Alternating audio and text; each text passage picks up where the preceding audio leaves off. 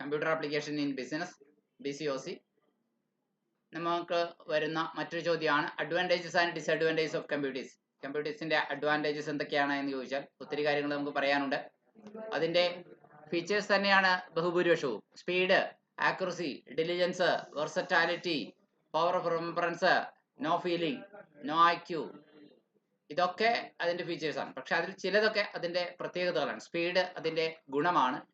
Multi ടാസ്കിങ്ങിന് അത് possible ആണ്. ഒരു സമയത്ത് കുറെ ജോലികൾ ചെയ്യാൻ പറ്റും.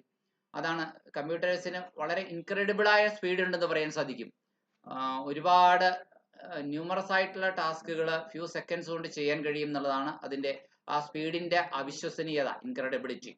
വിത്ത് the help of computers now operations can be performed in fractions of seconds. Fractions of സെക്കൻഡ്സിൽ തന്നെ നമുക്ക് ഒരുപാട് ഓപ്പറേഷൻസ് ചെയ്യാൻ പറ്റും. അതുപോലെ തന്നെ computers a lot of task can be performed on computers with accuracy which leads to the cost and time saving in a way.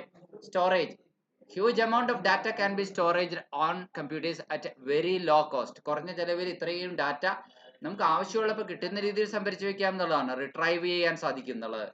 സെൻട്രലൈസസ് database of storing information is the main advantage which helps in reducing cost.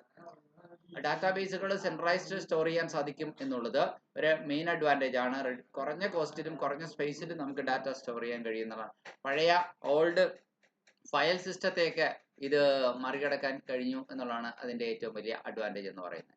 നമുക്ക് അഡ്വാൻറ്റേജസും ഡിസഡ്വാൻറ്റേജസും കൂടി പറയുമ്പോൾ disadvantage എന്താ പറയാൻ പറ്റുക? ഡിസഡ്വാൻറ്റേജിൽ no IQ, no feeling, ഇതൊക്കെ disadvantage ആണ്. ബുദ്ധിശക്തിയില്ല.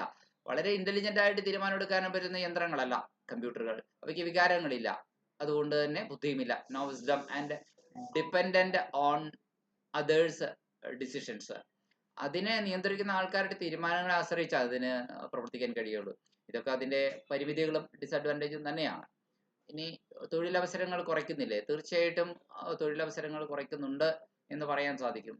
പുതിയ പുതിയ IT ഫീൽഡുകൾ വരുന്നുണ്ടെങ്കിൽ കൂടി എന്ത് ചെയ്യുന്നുണ്ട്? തൊഴിലവസരങ്ങൾ, എമർജന്റ് ടെക്നോളജികൾ വരുമ്പോഴേക്കും എംപ്ലോയ്മെന്റ് ഓപ്പർച്യൂണിറ്റീസ് കുറയുന്നു എന്നതൊരു റിയാലിറ്റിയാണ്. ഹ്യൂമൻ റോബോട്ടുകൾ വരുന്നു, ഹ്യൂമൻ അസിസ്റ്റൻസ് വരുന്നു, ബ്ലോക്ക് ചെയിൻ പോലുള്ള കാര്യങ്ങൾ വരുന്നു, AI വരുന്നു.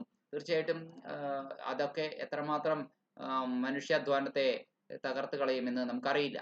ഇനി traditional jobs and reduced new emerging employment opportunities to a great extent. Traditional ജോബുകൾ നന്നായിട്ട് കുറയുന്നു എന്നുള്ളതാണ്. പുതിയ എംപ്ലോയ്മെന്റ് ഓപ്പർച്യൂണിറ്റികൾ വരുന്നു എന്നുള്ളതാണ്. ഇനി potential of loss of privacy, അതാണ്.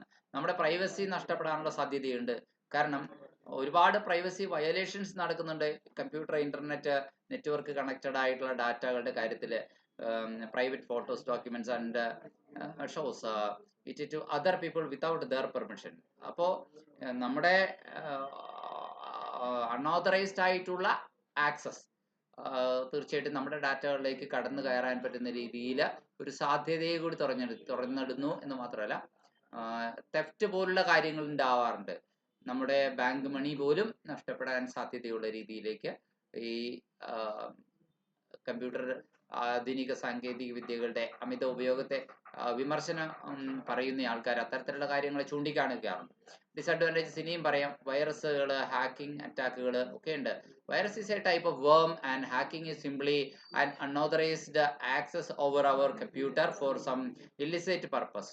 നിയമവിരുദ്ധമായ ഉദ്ദേശത്തിന് വേണ്ടിയിട്ട് നമ്മുടെ കമ്പ്യൂട്ടറിൽ നുഴഞ്ഞു കയറലാണ് ഈ പറയുന്ന hacking. Can be transferred from email attachment, viewing an infected website advertisement via portable devices like USB pen drive. Once virus is transferred in the host computer, it can infect and overwrite our existing files stored in the computer. Cyber attacks can range from installing spyware on a personal computer to attempting to destroy the infrastructure of the entire nation. രാജ്യത്തിന് തന്നെ മൊത്തം ഇൻഫ്രാസ്ട്രക്ചറിനെയും തകർക്കാൻ പറ്റുന്ന രീതിയിലുള്ള cyber attack വരെയും നടത്താൻ കഴിയുന്ന ഒരു ലോകത്തിലാണ് നമ്മൾ ഇന്നത് ഒരു ഭീഷണിയാണ്. ഇതൊക്കെ പരിമിതികളാണ്. സൈബർ ക്രൈമുകൾ മറ്റൊരു പരിമിതിയാണ്. Cyber crime is basically a crime in which a computer and a network is involve. ഒരു കമ്പ്യൂട്ടർ നെറ്റ്വർക്കും ഇല്ലാതെ നമുക്ക് സൈബർ ക്രൈം നടക്കത്തില്ല. സോ കമ്പ്യൂട്ടറും വേണം, നെറ്റ്വർക്കും വേണം. It includes crimes such as cyber stalking, identity theft, loss of privacy and information etcetera. repercussions of those can be huge to the users. ഇതുകൊണ്ടുള്ള പ്രത്യാഘാതങ്ങൾ ഒരുപാടാവാം. A computer is a programmable electronic device which accesses data. ചുരുക്കി പറഞ്ഞു കഴിഞ്ഞാൽ ഒരുപാട് data നമുക്ക് store ചെയ്യാൻ പറ്റും. അതിന് പറ്റിയ ഒരു പ്രോഗ്രാമബിൾ ആയിട്ടുള്ള ഇലക്ട്രോണിക് ഡിവൈസ് ആണ്. പക്ഷെ അത് നല്ല രീതിയിൽ ഉപയോഗപ്പെടുത്തുമ്പോൾ അതിൻ്റെ ഗുണങ്ങൾ നമുക്ക് ലഭിക്കുന്നു, അല്ലെങ്കിൽ നമുക്ക് വളരെ